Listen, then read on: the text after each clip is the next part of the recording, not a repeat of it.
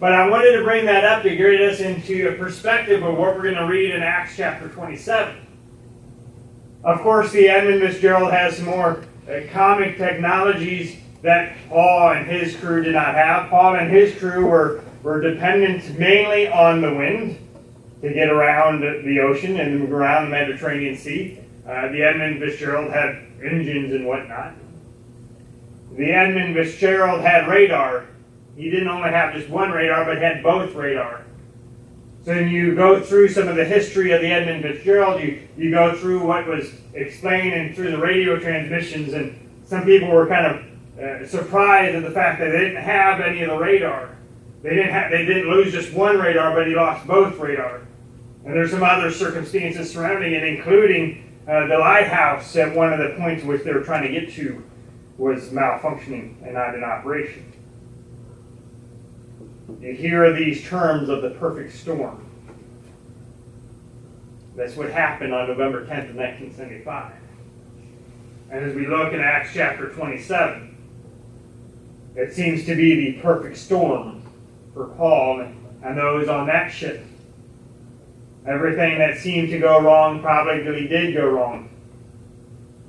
They probably got caught in the midst of something which they probably should have never been into in the very beginning. But we're going to see that there are going to be times in our own lives and the times of our church that we have to navigate through troubled waters. The Christian journey isn't always just daisies and roses. It isn't just walking the yellow brick road. There are times in which we get tossed and turned and we get pushed aside and we start taking on water and we start taking on waves and the winds and start pushing us around and we're trying to find out how do we get through those things. As we begin in Acts chapter 27, we're going to look at verses 1 through 20. But we're going to see that if we could navigate through when we navigate through troubled waters, we have to make difficult and tough decisions. There are going to be times in which we say, do we go or do we stay? Hindsight's always 20/20. There are times in which you look back and you say, boy, there's that warning sign and say, well, maybe we shouldn't have taken that. Has anybody been on that trip? And of course, us fathers won't ever admit it, especially on Father's Day, but there are times where, you know what, that probably wasn't the smartest thing I've ever done. You look back, you say, oh, it'll be fine, and you get going. And there's that moment, you're halfway through it, and you say, maybe I should, but it's too late. You're not going to admit it, and we're just going to keep going. There's going to be those times which we're going to go through troubled waters.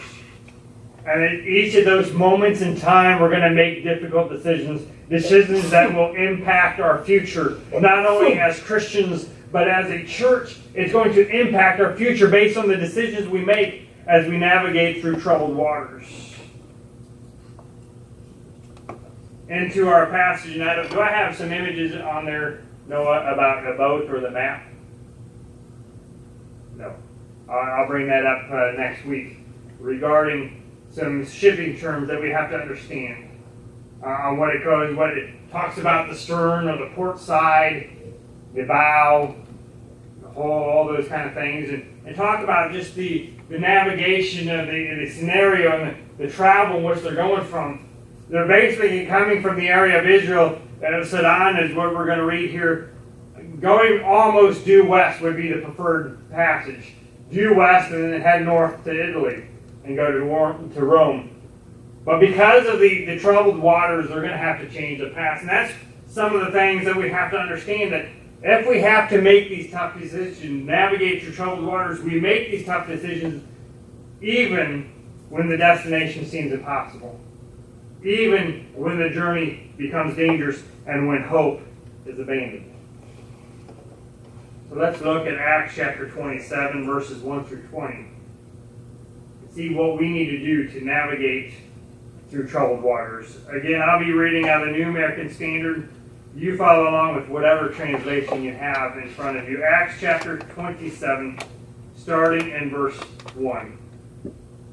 When it was decided that we would sail for Italy, they proceeded to deliver Paul and some other prisoners to a centurion of the Augustan cohort named Julius. And embarking in an Admirating ship, which was about to sail to the regions along the coast of Asia, we put out to sea, accompanied by Aristarchus, a Macedonian of Thessalonica.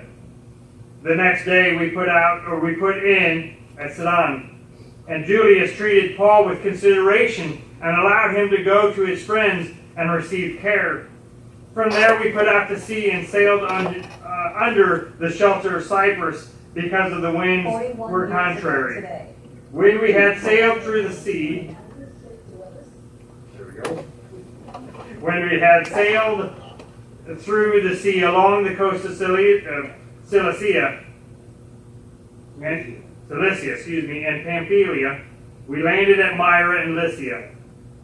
Verse 6 says this: There the centurion found an Alexandrian ship sailing for Italy, and put us aboard it. When they had sailed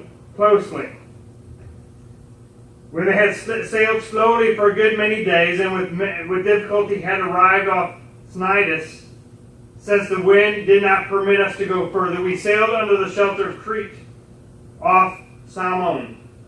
And with difficulty sailing past it, we came to a place called Fair Havens, near which was the city of Lasea. Verse 9 says, When considerable time had passed, and the voyage was now dangerous, since even the fast was already over, Paul began to admonish them, and said to them, Men, I perceive that the voyage will certainly be with damage and great loss, not only of the cargo and the ship, but also of our lives. But the centurion was more persuaded by the pilot and the captain of the ship than what was being said by Paul. Because the harbor was not suitable for wintering, the majority reached a decision to put out to sea from there, and if somehow they could reach Phoenix, a harbor of Crete, facing southwest and northwest, and spend the winter there. When a moderate south wind came up, supposing that they had attained their purpose, they weighed anchor and began sailing Crete, close inshore. But verse 14 says these words, But before very long they rushed down from the land a violent wind called Irrequolo. And when the ship was caught in it and could not face the wind, we gave way to it and let ourselves be driven along. Running under the shelter of a small island called Clauda, we were scarcely able to get the ship's boat under control. When they had hoisted it up, they used supporting cables in undergirding the ship. And fearing that they might run aground on the shallows of Syrtis, they let down the sea anchor, and in this way they themselves be driven along. Verse 18, the next day, as we were being violently storm-tossed, they began to jettison the cargo, and in the third day they threw the ship's tackle overboard with their own hands, since neither sun nor stars appeared for many days, and no small storm was assailing us from then on. All hope of our being saved was gradually abandoned. Let us pray this morning. Heavenly Father, perhaps many of us are experiencing the same thing. Perhaps our church or churches that we know are experiencing the same sort of disaster, where we feel like we are storm-tossed. We're violently being pushed side to side. Don't even know which way we are going. Perhaps there is someone here this morning who feels that all hope is lost. Father, as we study your word, as we try to navigate these troubled waters, let us make clear the decisions we need to make, no matter how difficult they may be. Father, as your word is read, as your word is preached, may we open our hearts to your word. break down every barrier. Let it change our lives, change our church, to impact this community. I pray all this in the name of Jesus Christ, my Lord and Savior, I pray. Amen. There are times that we have to navigate through troubled waters, even when the destination seems impossible. When the destination seems big, there's no way we can do this. There's no way we can make it. The storm water seems so difficult. The winds seem too contrary to the destination. There are times in which we think we are too weak to do it. I just can't do it. Have I ever told you as a father, that's one of the worst words I ever hear, is the I can't. I can't do it. Don't tell me you can't, because I know that you can. Church, that is the same way. Don't tell me that we can't, because I know we can. Because the power behind us isn't of our own strength, but it is the strength of our Lord and Savior, Jesus Christ. The same power that rose Christ from the dead, is in us today. So don't tell me we can't, because I know we can. Don't tell me that the destination is impossible. Let us remind ourselves what Christ told Paul.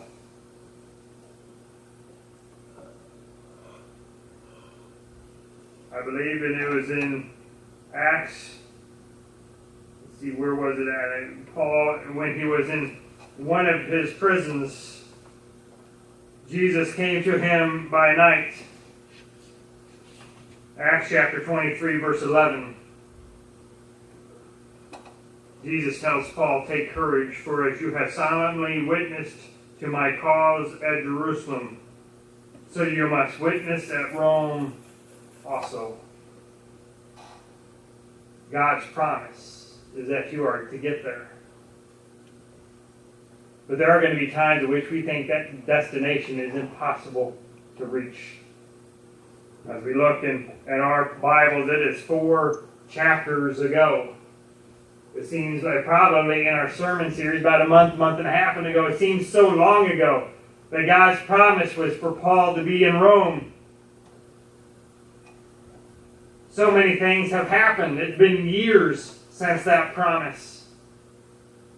We remember Paul was imprisoned by Festus for a couple of years before even Agrippa.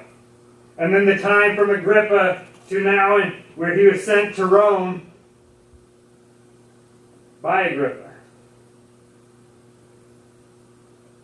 His physical condition is not as much as it was. Insomuch that as we look in verses 1 through 3, when it was decided that we would sail for Italy, they proceeded to deliver Paul and some other prisoners to a centurion of the Augustan cohort named Julius. And embarking in an Admiratian ship, which was about to sail to the regions along the coast of Asia, we put out to sea accompanied by Aristarchus, a Macedonian of Thessalonica. The next day we put in at Sidon, and Julius treated Paul with consideration and allowed him to go to his friends and receive care. That to me, we don't give much details, but we understand that he probably needs some nourishment, needs some help, needs some encouragement for this journey. Now, the Roman soldiers were very careful of their guards, of whom they were guarding, insomuch that we'll learn something next week about the severity of the storms and the protection of the Roman guards. Excuse me. But what we do find out here is that Julius took note of Paul and his condition and took care of him and wanted him to meet with his disciples, to care for him and perhaps to pray for him. The destination seems impossible sometimes because of our physical condition.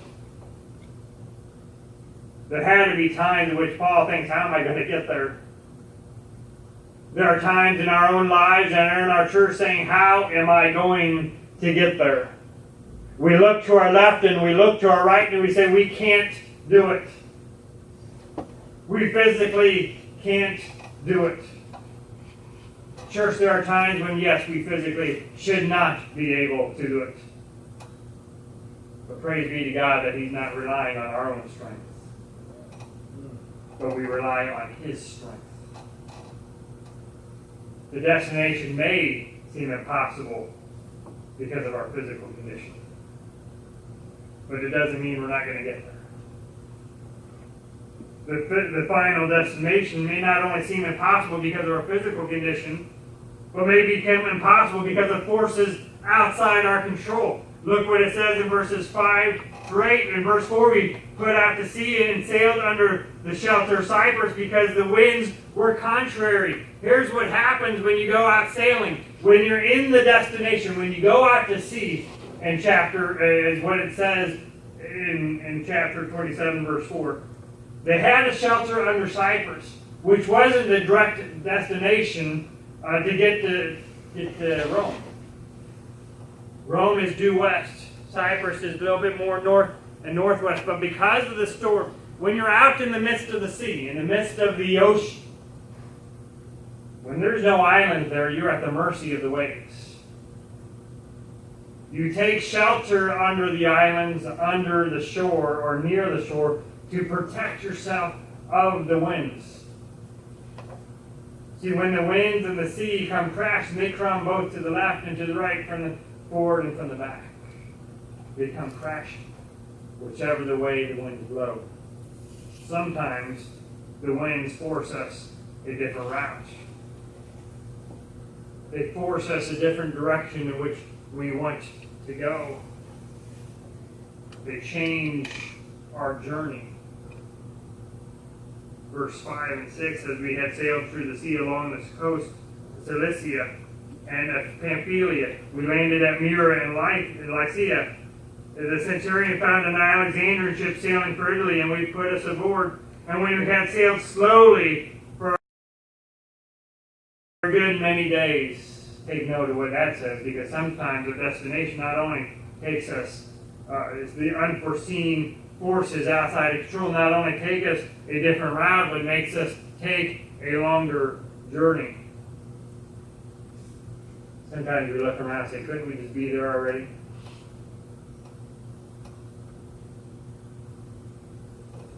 Some of our vacations are not only memorable because of where we go, but because of the journey on which we get there, or the events outside our control causes a different plan.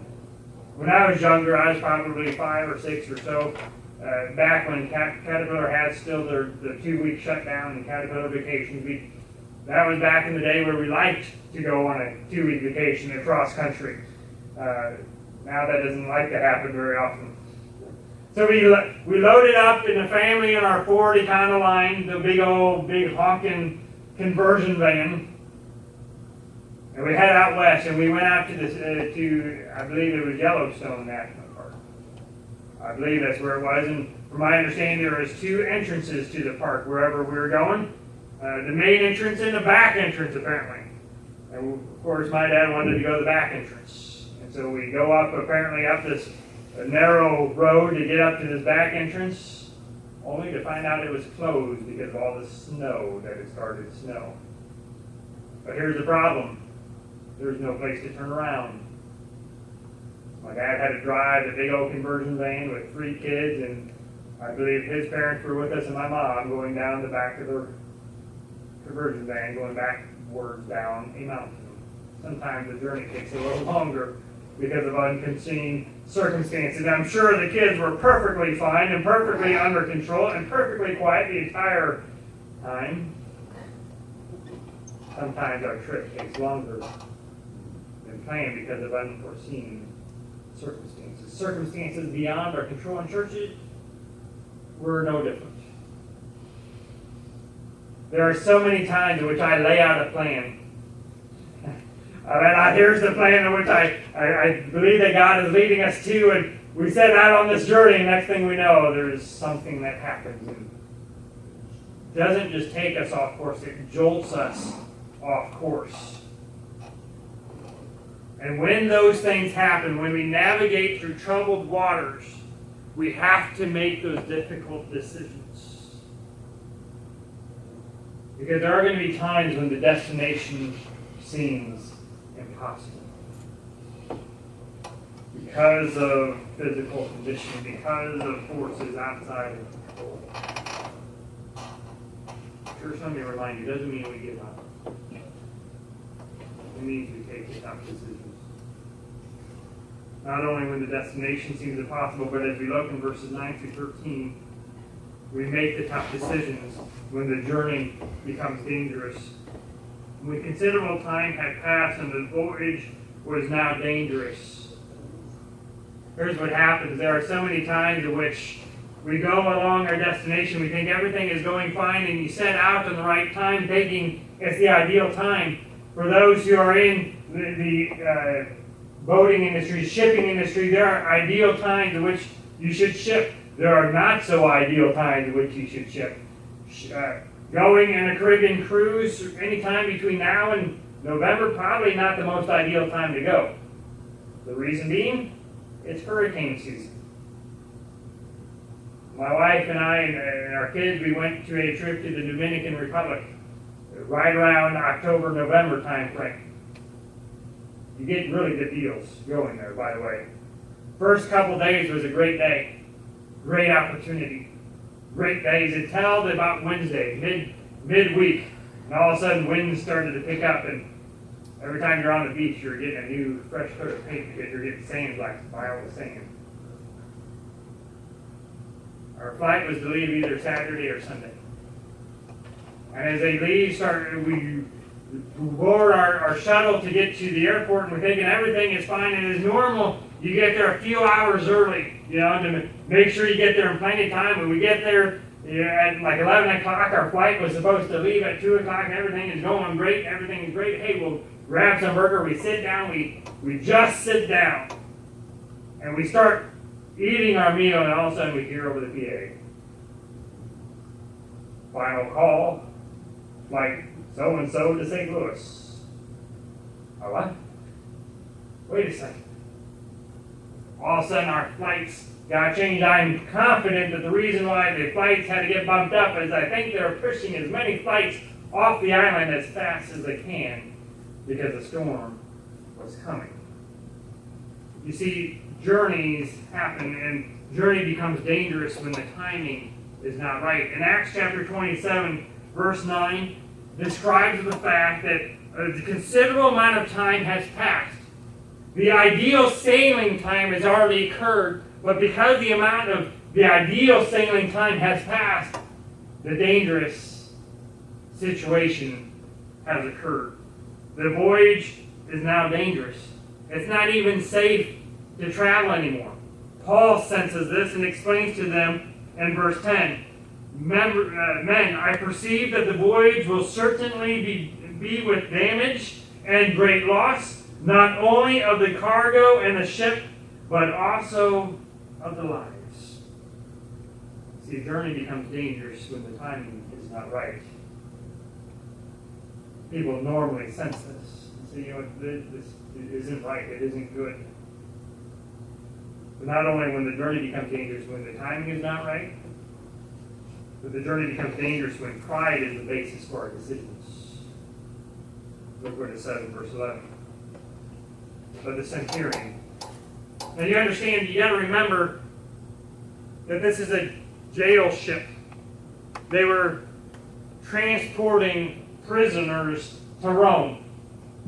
The centurion were in charge of protecting the prisoners and to make sure they weren't to escape or jump ship or to cause trouble.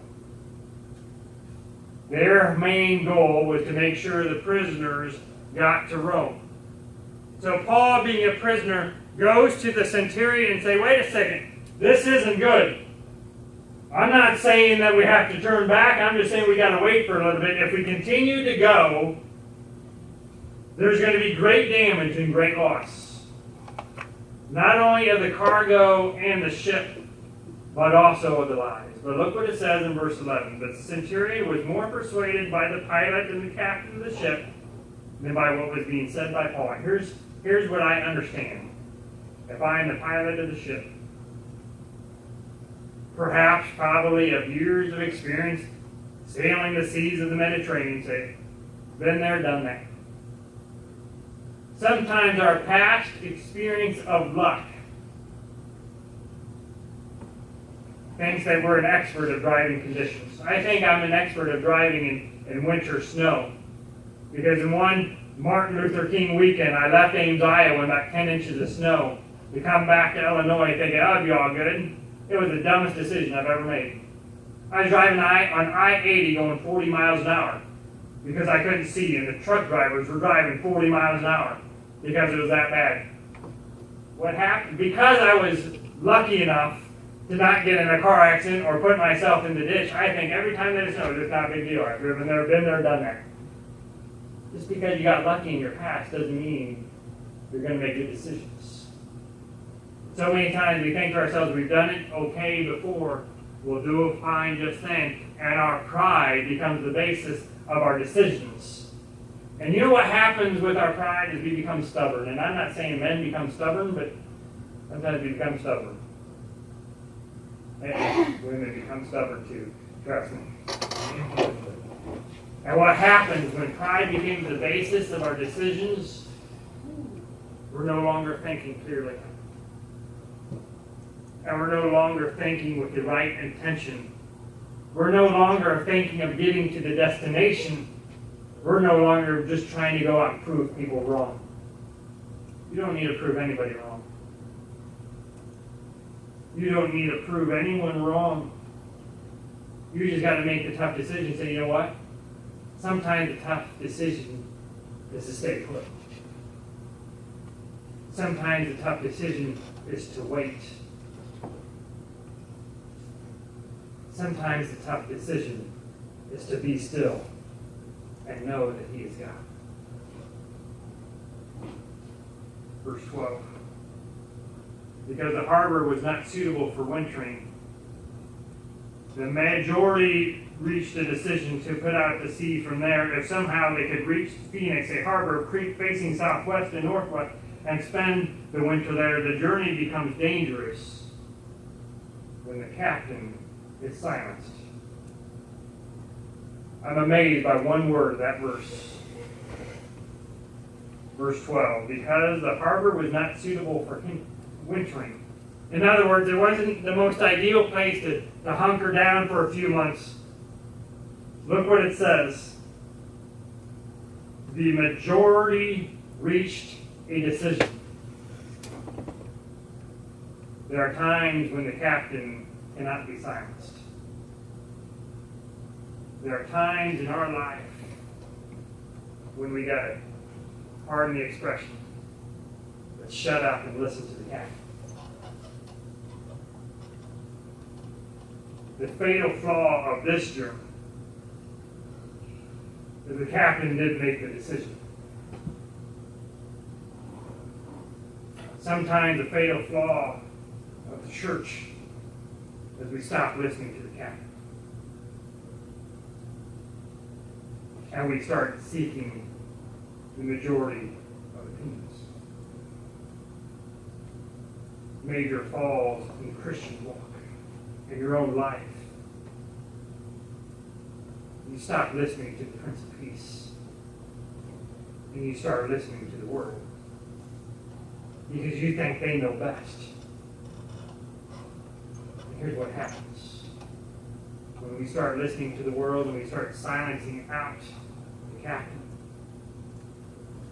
we start becoming storm tossed.